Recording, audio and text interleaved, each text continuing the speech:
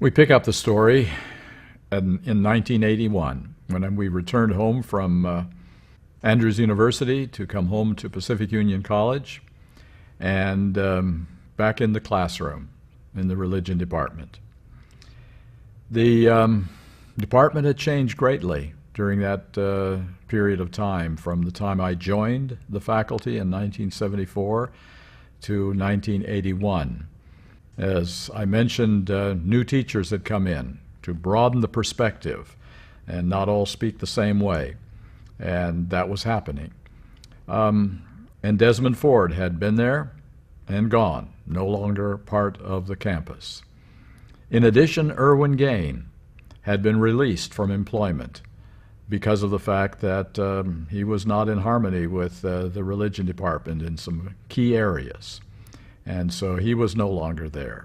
So it was a quite different faculty of the religion department that I came back to. Most people think that the greatest problem at Pacific Union College was Desmond Ford. And once Desmond Ford was released, then everything would go back to normal. In reality, the real problem was much deeper than that. There were issues being discussed that were not healthy. A new method, if you want to put it that way, of Bible study in terms of where you're going to find your evidence for what you believe. It was not exactly the historical critical method, or higher criticism as it's known, but it was very close to that. For instance, ideas were suggested that the great controversy theme was not really in the Bible. That was a product of Ellen White and is not so much scriptural. The idea that in certain cases, things that were said in one period of the Bible might not apply in another period of the Bible because times had changed and cultures had changed, and what might apply in one era might not apply in another era. Things were being discussed about, for instance, the most prominent scandal of the time, if you want to put it that way, was that several faculty members, some from religion departments, some from other departments, were composing songs. And these songs were about Ellen White and about how she wasn't quite as perfect as everyone thought she was. And maybe her books weren't all written by Ellen White, but maybe by her secretaries, things like that. All put to music, all put to tunes in the hymnal. And faculty members were having great Saturday nights singing the songs about Ellen White. That was much talked about among the students. Things like this, just disparaging of some of the authority that we really give to inspiration, and suggesting that things that we thought we knew weren't quite as important as we thought. Just casting doubts here and there on what we believe in. During this period of time, in fact, even there was a group forming off of campus called the Friends of PUC, who were trying to let people in the constituency know what was really going on at Pacific Union College, in addition to Desmond Ford. And there was a lot of discussion about that group and other groups, and it was a very unsettling time in the years 1981 to 1985. Students were, and I'm thinking here particularly of theological students, who were coming to classes and hearing opposite things from their teachers. And coming to my office, that happened many times. Coming to my office, why are we hearing it this way? Why do we get two different views in two different classes? How do we know what to believe? And really getting very upset personally about what they were hearing. We were actually losing some students too. This was a very kind of down time at Pacific Union College in terms of reputation and how many students we had on campus. So it was a period of quite strong controversy in the whole school, not just the religion department. But again, the religion department was really at the center of the whole thing. So this was going on, and we were trying to come to grips with it as we came back, and listening as much as we could, since Erwin Gain had been already terminated, really. then there were just 2 or 3 of us left in the religion department who really felt strongly about issues of authority of the Bible and Ellen White, and the fact that we could use the method of interpreting Bible in which one scripture text will interpret another scripture text, even if it's found in different cultures and different times of writing. There were real issues of, it's called hermeneutics, methods of Bible interpretation. And this was as big an issue, if not bigger, than the issues of Desmond Ford and the gospel. So there were a number of things going on at the same time during this period of time.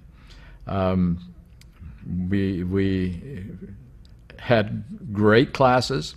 We had the response of students was outstanding. Among the theology majors, I can confidently say that 80% of the theology majors graduating in the years 1982, 83, 84, and 85 came out strongly on the side of truth, strongly on the side of right, with a few that were wavering and a few that were following the Ford line of theology. But in terms of overall response, I was very encouraged by that.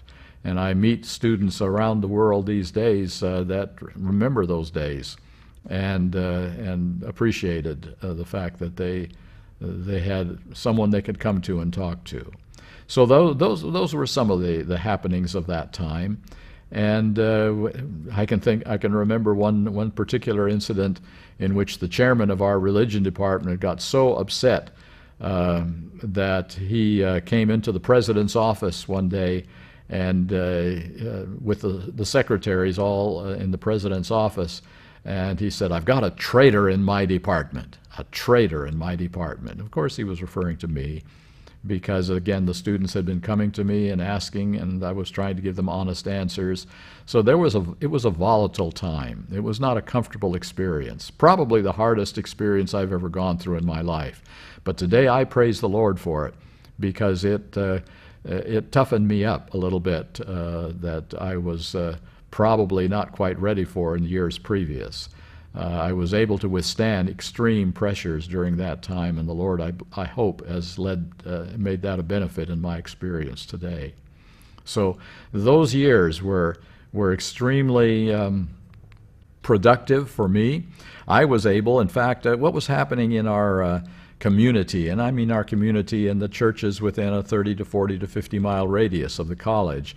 Some of their pastors had left their ministry because of the issues of Desmond Ford. There were groups meeting here and there around the area that were calling themselves gospel fellowship groups. Some met on Sabbath, some met on Sunday, all as a result of Desmond Ford's teaching. And so the people in the pews were becoming very concerned. What's happening? Why is our pastor leaving? What happened? And so I was able, by their invitation, to come to those churches and explain to them what had happened at Pacific Union College. So that was kind of the beginning of the things that I do today. After I had thought about the issues with Desmond Ford and reflecting on the 1888 message, I put together a syllabus just for my students in my classes, a syllabus on the gospel, dealing with the issues of sin, the nature of Christ, justification, victory over sin, the close of probation. And I put together this syllabus, and it was a hand-done syllabus so that students could review it and think about it, and I covered these materials in my classes. And one day, and I had nothing to do with this. I had, as I said at the very beginning, I'm not a writer. I'm not an author. I do not write books. But someone sent this syllabus up to the Pacific Press. And it was only because of one individual at the Pacific Press that this syllabus was ever considered for publication, and that name was Herbert Douglas. He happened to be the book editor at the Pacific Press during those years. And he saw this syllabus, and he asked for permission to publish it, and put a title on it. Even the title was his, "Face to Face with the Real Gospel," published in 1985. Now that's a long time ago, but it was the essence of what is happening today, and that's why it becomes important to reflect on that period of time. So that book became sort of my benchmark book that explained what I believe about the gospel, righteousness by faith, and why the other method of interpretation was wrong, the method that Desmond Ford used. So that was published during that period of time. And finally, it got to the place where, because of the opposition of the chairman of the religion department and to some degree the president of the college, that it was not comfortable for me any longer. And actually, in reality, during the last 2 years that I was at Pacific Union College, all of my classes with theology majors were removed, given to someone else, because I was the wrong influence on theology majors. I was leading them to think badly of the other teachers. I was leading them to not like what was presented. So there's always a scapegoat, and that was my lot at that time, to be picked upon as the one who had all the bad things happen because of what I was allowing to have happen. So again, as I say, that was a very difficult period. Kay and I, my wife and I, really prayed our way through this period of time. Matthew was, my son was younger at this time, and so he didn't have to deal with these things. He was off first in homeschool and then in grade school, trying to fit in as best he could, and not everything was going as well as I had hoped in that experience. And you know what I have found just on that point? That it is not necessarily the classes, it is not necessarily the teachers, but it is the peer pressure that is most dangerous in our schools. That was the thing that he struggled with the most of anything in our schools that he had to deal with. Peer pressure is just a killer right now. If a person wants to stand up for right and be the kind of Christian we should be, and being exposed to all of the issues of music and sports and movie stars and everything else but what matters to be a Christian. So that was extremely difficult for us to work through at that time. But by the Lord's help, we managed to do it, and we continued. When the classes were eventually taken away from me, I realized that my time at Pacific Union College was coming to an end. It was not a comfortable thing any longer. And so we had to make some decisions. What would we do? How would we relate to this? So we were trying to think about what the next step should be. I'm not a quitter, and so I didn't want to kind of abandon ship, because I really appreciated the relationship and interaction with students. So I decided to do something which maybe, wasn't the best idea, but I believed it was, and I'm still confident that the Lord used it. I accepted the invitation of a group in Australia to come over and speak to them on these very issues, on exactly the issues of righteousness by faith that I'd been developing. The group over there was known as the Concerned Brethren, the CBs they called themselves, or some called them. And they were the ones who were reacting to the negative influences in Australia that were going on at that time. And they held their own camp meetings, and large camp meetings, people coming from all over Australia. So they invited me to come over and talk to them on these very issues. And so we accepted that invitation, knowing that it would probably cost us dearly. And it was after that time that the president of the college, being disappointed in the fact that I'd accepted that invitation to go over and speak to them, let me know that probably my days at PUC had to be numbered. So at that point, we had to begin thinking about what we would do. At this point, I was only in my 40s and halfway through my active career as a minister and a teacher.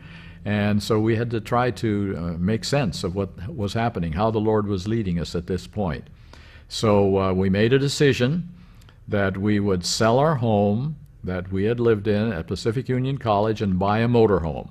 That's the worst possible business investment you can make if you want to increase your financial standing.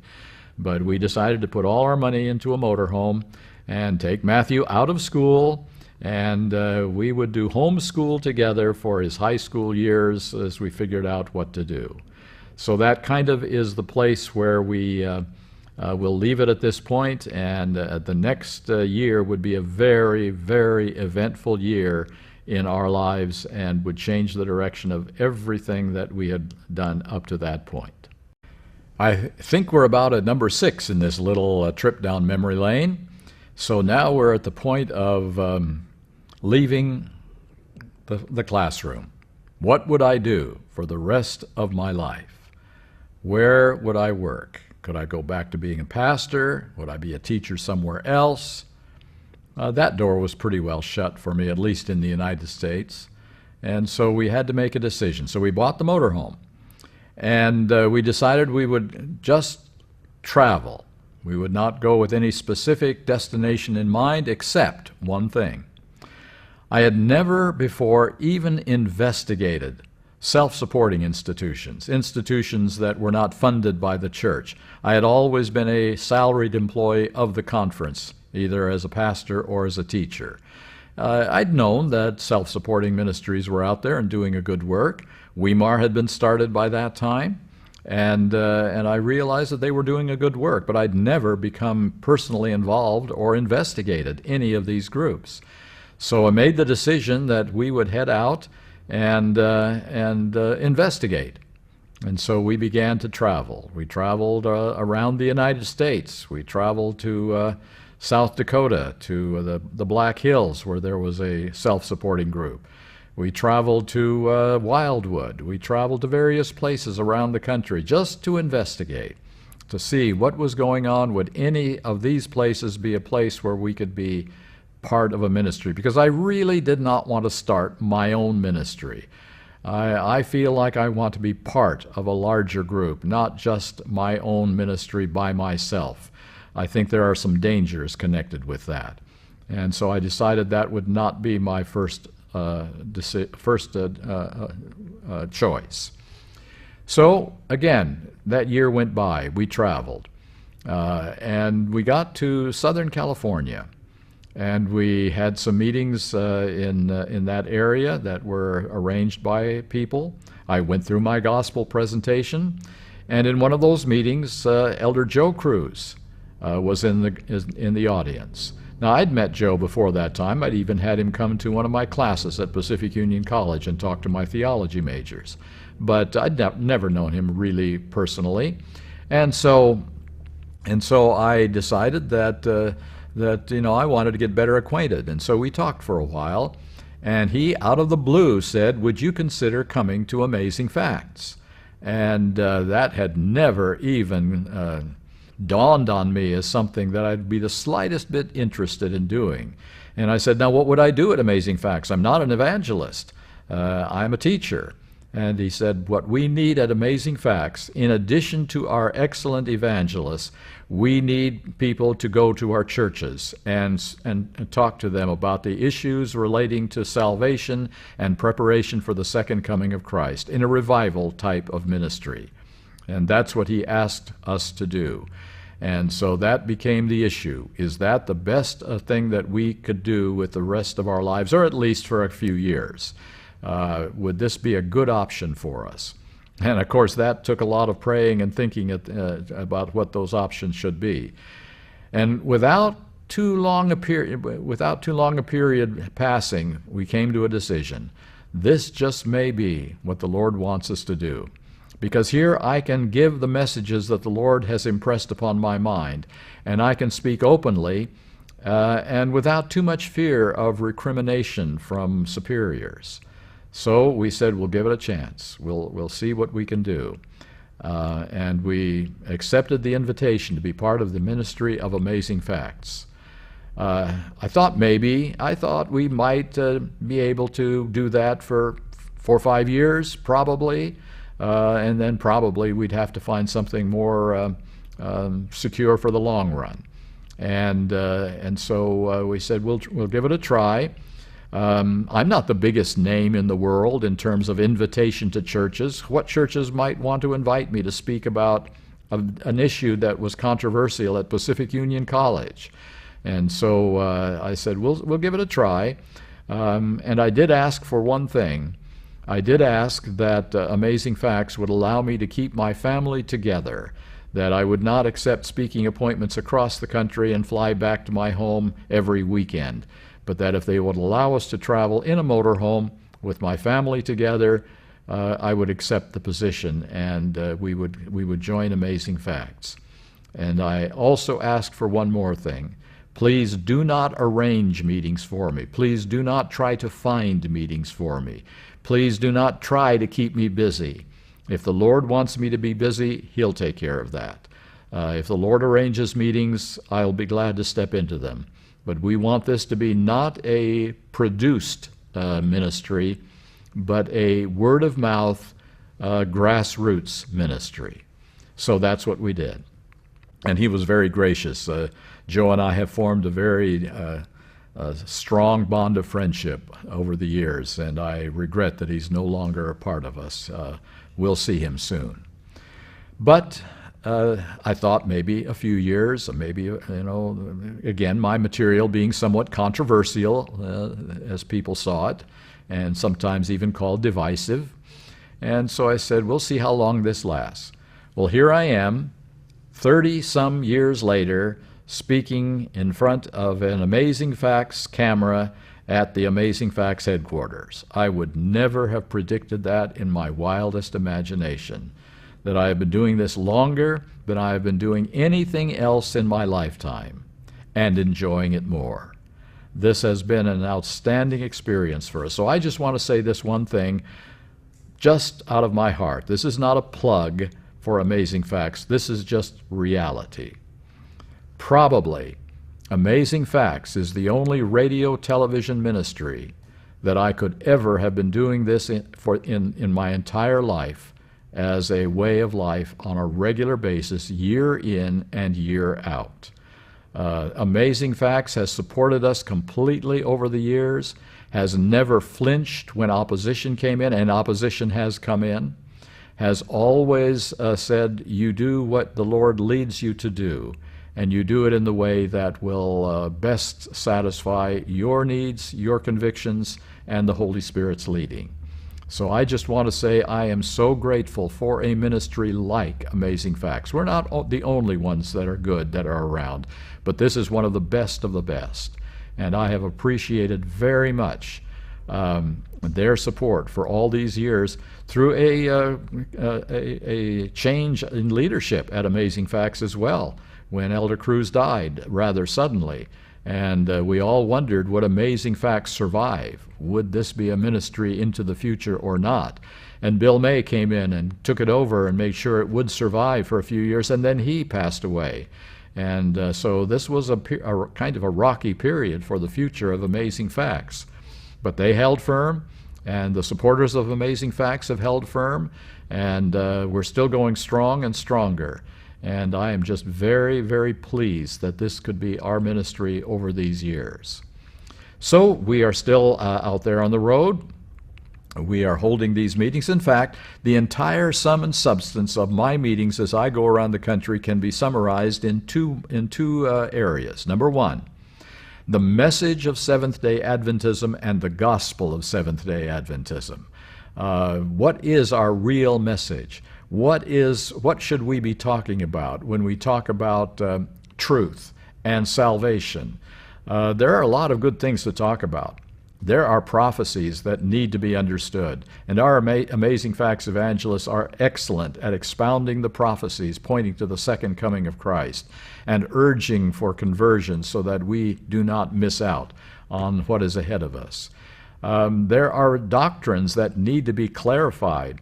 I taught a class in Bible doctrines that is crucially important, that we know what our doctrines are. But if there's any one thing that is more important than anything else, it's the gospel. If we are wrong on prophecy, if we are wrong on doctrines, even some doctrines that we think are important, but if we get our relationship with Christ important, I think we'll survive. We'll have some time in heaven to sort out where our problems were and what our mistakes were. But there will be no one in heaven that does not have a living, strong relationship with Jesus, based on truth, not error. And so this becomes, in my mind, the most important issue in Seventh-day Adventism. What is our message of salvation? And so I focused almost all of my attention on that. And then the second issue, what's our mission? What was Adventism called to do and be? Why are we here? Why did God bring a movement out of many other churches into existence? Simply to get the facts right and get people baptized and take the gospel to the world? Well, that's great. We need to do all of that. We need to give the message of salvation to as many as are willing to listen. But I do not believe, I really seriously do not believe that that's our primary mission. That is a mission of ours.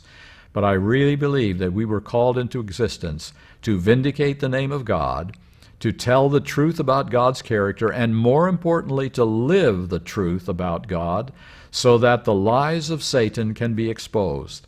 And one of the greatest lies of Satan is, you've got fallen natures. You can't possibly obey God's law. It's too rigid, and God is too merciful. He'll just overlook those areas in which you don't measure up and you don't live like Christ. Those are some of the lies that have to be refuted before God can be fully vindicated in his handling of the sin problem. So that is, again, I think, the second issue that's important in the messages I bring to the churches around the country, is that our mission is way more than evangelism. Our mission is preparing to receive the seal of God, preparing a character that will stand though the heavens fall, that will survive the onslaughts of the enemy. I believe that is why we were called into existence.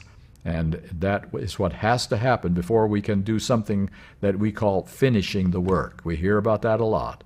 But finishing the work, first of all, is finishing the work in our hearts. And you know the 1888 message has so much to say about that. That this is why we are here, this is what must happen. And it's one of the reasons that the 1888 message is despised today, because of that emphasis by some. So, here we are. We are here 30 years later, with amazing facts, happy to be part of an evangelistic organization that sees that its job is more than just soul winning. Its job is to prepare a church for the second coming of Jesus Christ. And we want to be part of that. We have been here too long. We've been here on this earth over 100 years longer than Christ had originally planned. And we have all kinds of reasons why he isn't here. The worst reason given that I have ever heard is we're waiting for God to finish his time clock. Once he finishes up the necessary amounts of hours, minutes, days, months, and years, he will come at his own time of his own choosing. That has to be the worst explanation of why we are still here, and it's very prominent among us today. So how long will we continue to be here? As long as the hearts of God's people are not ready for the seal of God. Revelation 7:1-3 is very clear that the angels are instructed to hold the winds of strife until God's people are sealed in their foreheads, which means, according to Ellen White, settling into the truth intellectually and spiritually so they cannot be moved. That is the calling of Seventh-day Adventism. And when that is complete, we go home. Until that is completed, we wonder why Jesus isn't coming soon. So that's what we've been doing. That's our message that we've been carrying to the churches around the country and in Australia and New Zealand about what the purpose of Adventism really is. Yes, it is somewhat controversial. Yes, it does divide, because we have issues today in the church that were not in the church that I grew up in. But today we have those issues because of a word called pluralism, which means different beliefs equally acceptable within a body. Now that has happened in many churches, And only in the last maybe 20 to 30 years has it become a dominant issue in the Seventh-day Adventist Church, in which different views, different perspectives, even different truths are all acceptable under the umbrella of Seventh-day Adventism. The unity that we often hear spoken of is really a facade until it becomes a unity under truth and for the sake of truth. So our perspective and our attitude is today, find those people who are willing to receive the final message of God and prepare for eternity. And that's what we're trying to do. We've come to number 7 in our little journey. We're on the road. We're holding meetings. And I want to say how much I have appreciated a wife who is willing to be on the road constantly, living out of a motorhome, abandoning a home with its security and its comfort, and being willing to go on the road for now 30 years, traveling most of the year. And I've also appreciated the fact that my son Matthew and his wife Delise have joined us and been willing to be part of this journey that we are undertaking. This has been a very fulfilling ministry for us, and I would have to say that given the love I had for the classroom and the desire I had to be a teacher for the rest of my life, this has been the most satisfying, most productive period of my life, to be holding meetings like we hold on the road and travel around the country and be united as a family. This has been a very, very powerful force in our lives for 30 years now, and I hope we can continue until Jesus comes. We're on the road. We're holding meetings. We have seminars. We are trying to get the message out as broadly and as quickly as we can.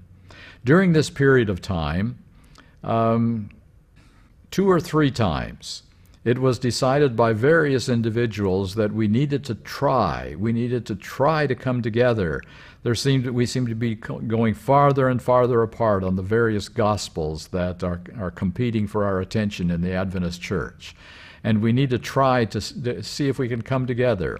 One meeting was held at Andrews University, in which several scholars from the university, from the seminary, and a number of independent ministry leaders came together, spent several days together on topics that had been mutually agreed upon, and on the very issues that Desmond Ford had brought up in the years previous: the nature of sin, the nature of Christ, justification, victory over sin, and yes, perfection.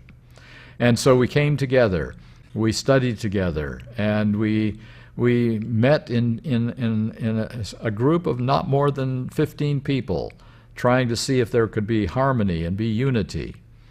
And you know, we almost came to some agreement, particularly on the nature of sin and what sin is. Is sin a birthright, or is it a choice? Is sin an inheritance by which we will continue to sin for as long as we live, or is it a daily decision in which we make individual choices based on our knowledge of what is right and wrong? And so we really wrestled with these issues, and we came to almost unanimous agreement that it is a choice. It is a decision. It is not just a state of being in which we are stuck for all of our lives. And then we slept on that. And I remember the next morning we came back, and one of the individuals from the seminary who had come very close to agreement on this said, "I simply can't go along with it. Sin is not just a choice, it is also something that we are born in." And we were back to square one. And when we go back to square one on these issues, we can never get beyond square one. We cannot really discuss harmony on the nature of Christ. We cannot discuss harmony on justification or on perfection of character. All of these areas hinge on whether or not sin is a choice or is a state of birth into which we are locked for the rest of our lives. So when that attempt failed, it pretty much was impossible to come to any kind of unanimous agreement, even among the few of us that had met together, to try to see if we could get some harmony rather than controversy on these issues. So that was tried during that period of time. Other attempts have been made to get people of different views together to try to make sense of what was dividing us. None of those have worked out in any significant way. The divisions continue to grow and deepen, and we continue to wonder why Adventists remain fragmented in these areas. So time continues on. We come to the year 2000 and the years that have come now past that time. And something unique has transpired in this period of time. When Desmond Ford left the Adventist Church in terms of having his membership there, when he was no longer allowed to be a primary speaker at our camp meetings and in our schools, and he went back to Australia and retired, most of us had hoped that these issues would disappear. And they really did kind of go underground for a while. There was not much discussion of these issues for a while until the late 1990s. That's about 15, 16 years after he had left Pacific Union College. But in the late 1990s, in the Adventist Review, again, articles began to appear on the nature of justification, for instance. Is making righteous a biblical doctrine, or is it a Catholic doctrine? And it was said in several places and in different times that if you believe that making righteous is part of justification by faith, you are following the Catholic view of understanding salvation, that it is righteousness by works at that point. And so the articles began to resurface and become a little stronger. And what really was happening was something like this. The evangelicals had come to us in the mid-1950s. They had asked us if we wanted to be part of the mainline Christian understanding, or if we would be considered a cult. We altered some of our beliefs, such as the nature of Christ and the nature of the atonement.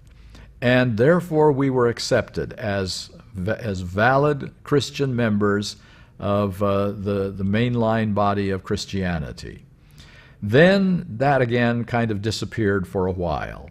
And then along came Desmond Ford, only watering, as I said, watering the seed that was planted in the mid-1950s, bringing it to real logical fruition, showing where this would take us as a people, and continuing from that point. And then when he lost his ability to speak in the Adventist churches, we thought again that this might be the end of the controversy in its most virulent way. But now through the pages of the Adventist Review and some other journals, we were beginning to hear these things all over again. And now it became more and more dominant that this was the ongoing issue, because it had not been dealt with carefully and thoroughly in 1981 at the Glacier View Conference in Colorado. Now it was coming back from underground and coming to the surface again, so that now we were beginning to see these same issues and these same problems arise again, and we were having difficulty knowing how to deal with them. So now here we come down the years again. In our meetings in churches around the country, more enthusiasm, more desire for these things. I often wondered in the early years, would we be able to continue this ministry in any serious way once we had given our first presentations? Would this continue? And I can say that now we are receiving more invitations for these meetings than ever before in my lifetime. Now there are more people wanting to be put on a waiting list so that they can have this seminar in their churches. And so we are. I'm just amazed at that. I have more meetings than I can possibly meet, and even requests from around the world that I cannot meet. And so the interest in this area is growing. It is not diminishing. And again, the opposition is growing. And so we'll bring it up to our time. Here we are. This is being filmed in the year 2019. at the beginning of the year, and something really important happened in the last year, 2018. For the first time in my lifetime, 4 books, 4, published at one time, have come off our presses. 3 written from Andrews University, 1 written in the Pacific Union Conference, all on one issue. The last generation theology is wrong. So what's last generation theology? That is a name that's just been coined in recent years. When M.L. Andreasen was writing about these things, he was just talking about the final generation and what it was like to live in the time of the time of trouble and the close of probation and receiving the seal of God and living through the close of probation and beyond through the plagues. We didn't have any particular name for it. It was just that this was what Adventism was heading for. This is what Adventism's message was all about. Within the last few years, the name Last Generation Theology was coined, and it has sort of become an acronym now, LGT, Last Generation Theology. And all of these books have one theme: Last Generation Theology is wrong. It is fanaticism. Don't get trapped in last generation theology. And in almost all of them, the name M.L. Andreasen figures very prominently. Now, M.L. Andreasen was an individual that came into prominence very early in the Adventist Church. He was very active in being an author and a writer of very deep theological books. The Sanctuary Service, one of his best, the book of Hebrews and others. And so this was during the period of the 1930s and the 1940s, in which it can probably be accurately said that he was the most influential theologian on these subjects in Adventism. When the 1950s came, he examined these discussions that were being held at the general conference level with evangelicals.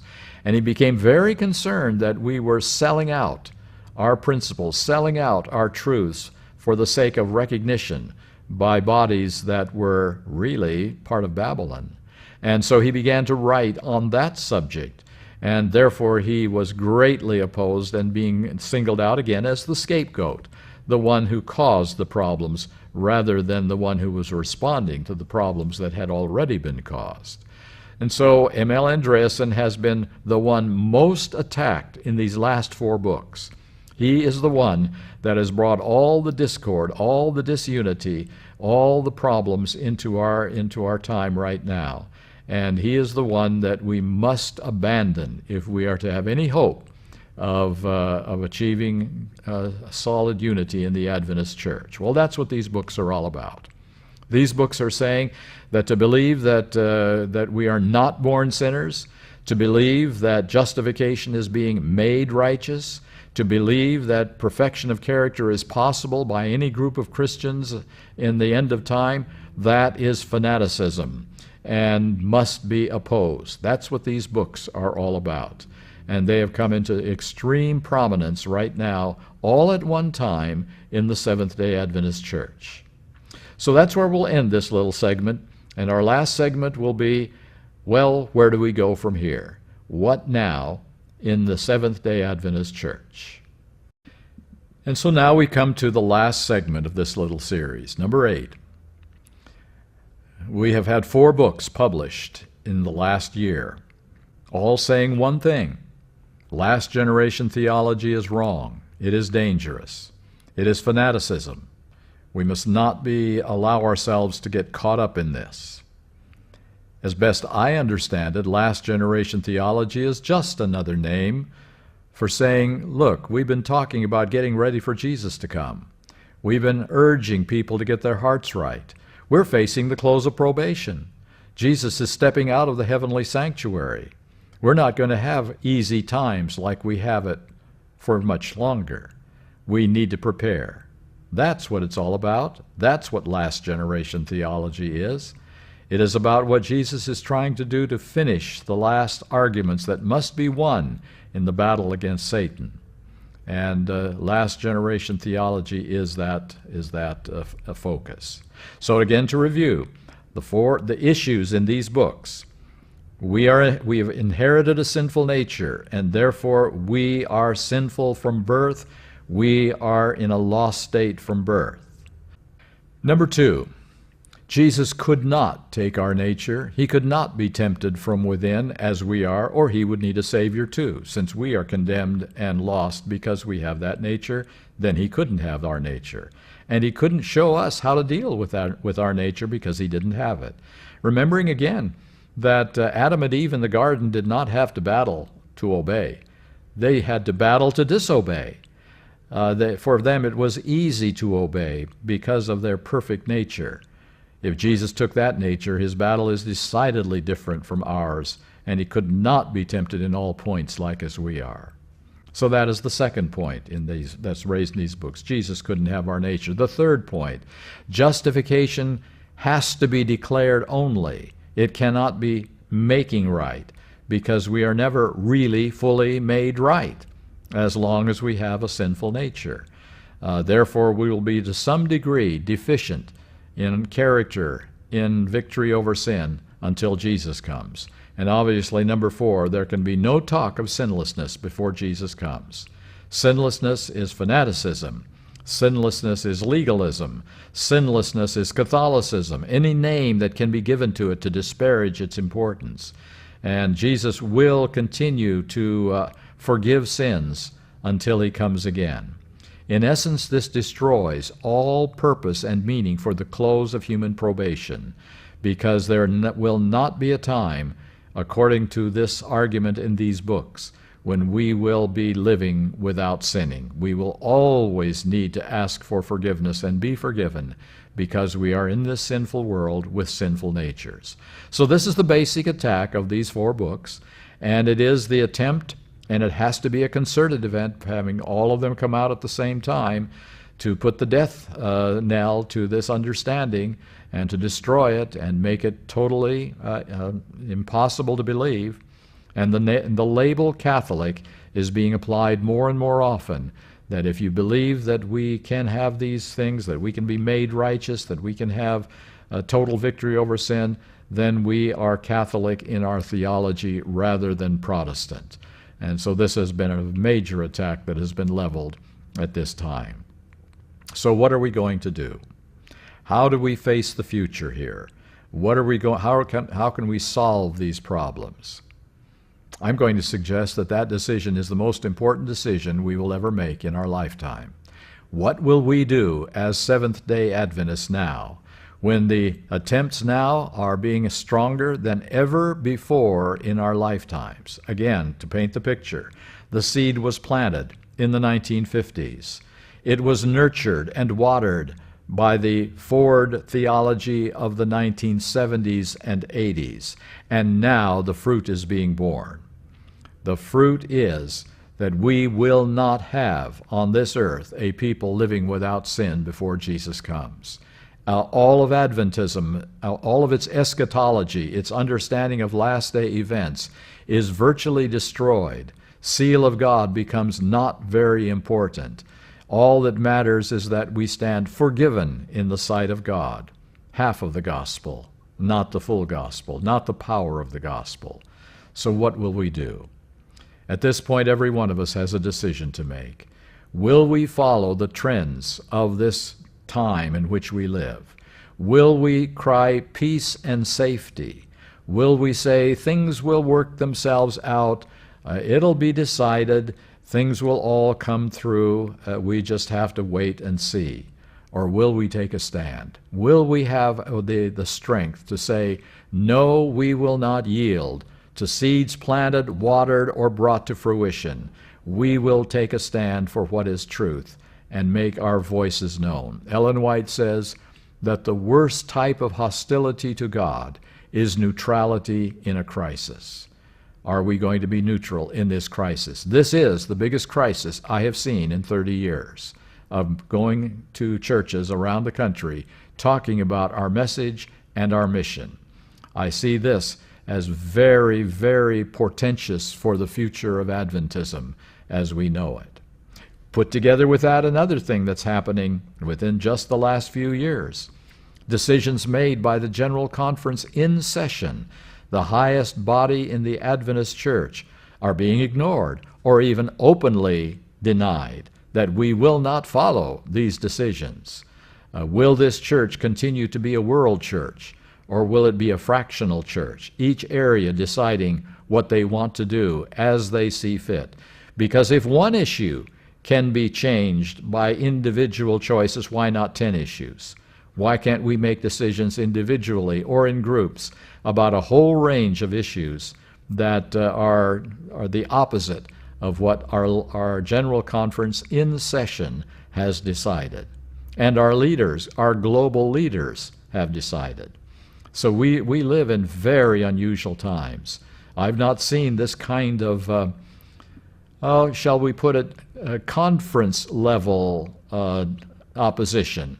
I've seen fanaticism. I've seen groups arise up in fringe protests, but I've not seen this kind of conference level denial and opposition in my lifetime as I'm seeing today on two levels. Here we have one in church organization and the other in church theology, in the mission of the Adventist Church.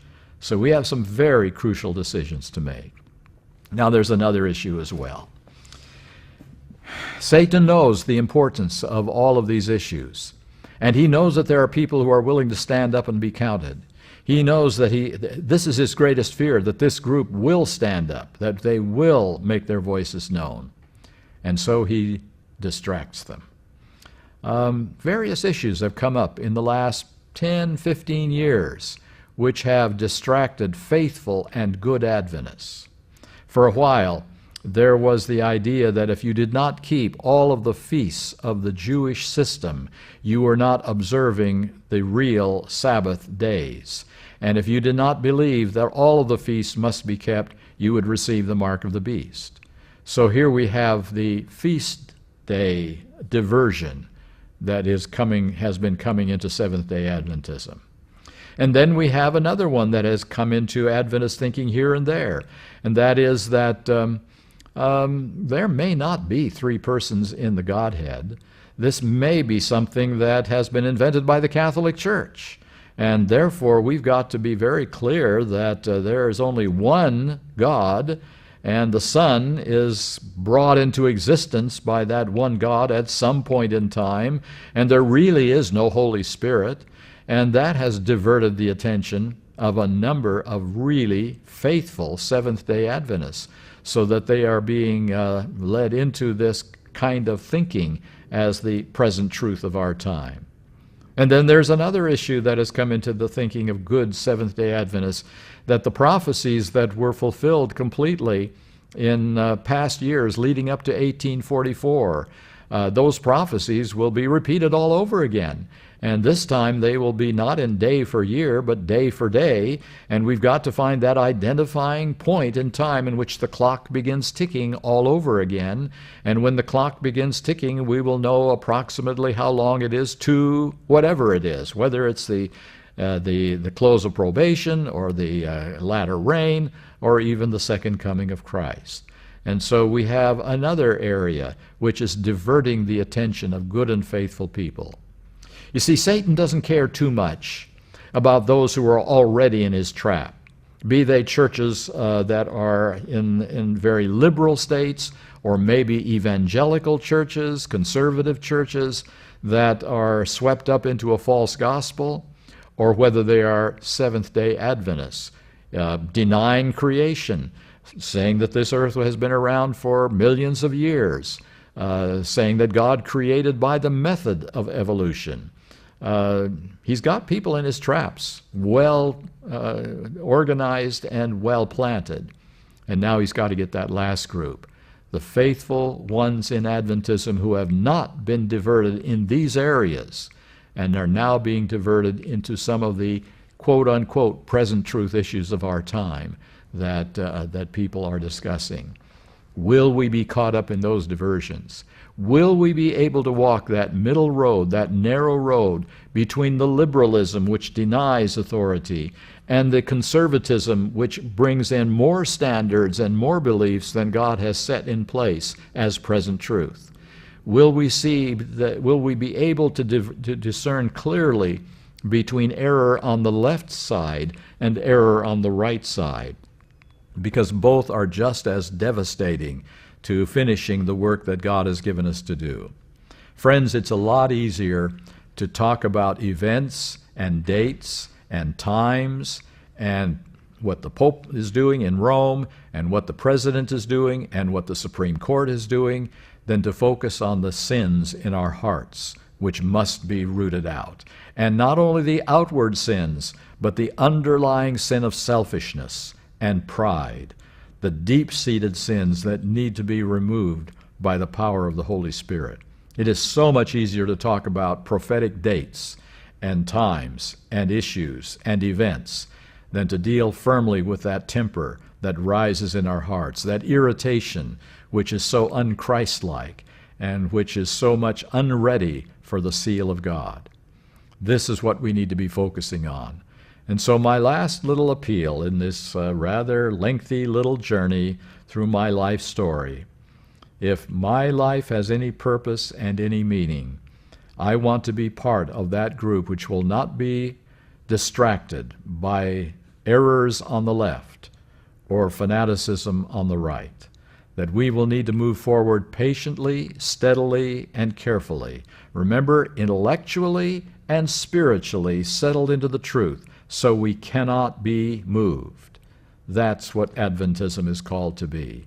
And so my appeal would be, let's be that kind of Adventist. Let's be that kind of Christian, which will enable us to vindicate God's name. People talk about vindicating God's name as if it were a bad thing. Some people accuse us of saying that Jesus didn't fully vindicate God's name, so that we think we are going to vindicate God's name, and they call it anthropocentric, man-centered, rather than God-centered. And I would simply say God has always asked for his people to tell the truth about his name, whether it was Job, or whether it was Moses, to whether he would stay in Egypt or come out and be a part of his people, whether it was Abraham or Daniel. All of these people have been his witnesses to tell the world and anyone who is listening that Satan is lying and God is telling the truth. If that isn't vindicating God's name, I don't know what is. And Jesus, of course, yes, he vindicated God's name. His was the most powerful vindication that has ever been seen on this earth and will never be surpassed. But once again, if the victory was won completely on Calvary and in the life of Christ, why are we still here? What is the purpose of 2,000 years of sin and agony and the Holocaust and all of the other things which have come upon this planet if all the issues were clear enough for Jesus to come in AD 50 or 60 or 70? Why are we still here? No, God will not wait just to wait. He will only wait as long as it takes for Satan's last lie to be destroyed. And when that last lie is destroyed, the great controversy is over. The jury can say, enough. We are not listening to any more of Satan's lies. What's his last lie? Fallen human beings who have lived in a pattern of sinning cannot possibly live totally obedient lives. That's his last lie. Will a generation ever be there to prove that he is a liar? Will a generation ever exist that will say, that's false? Here they are that keep the commandments of God and have the faith of Jesus. That's what our mission is. That's what our purpose is. Now, I have not used one Bible text. This has not been a sermon. This has not even been a Bible study. All this has been is a trip down memory lane, and with the one hope that the trip that I have taken may be of some value to us who are struggling, almost throwing up our hands. What can we believe? How do we know what to believe? Everyone says something different. That yes, there is truth, and it can be found, and there is error, and we need to pray for discernment so we are not swept up in either left left-wing error or right-wing error, and even the things that are attractive to talk about. Let's be that people. Let's help God end the great controversy. Let's go home and finish the work. Thank you for listening.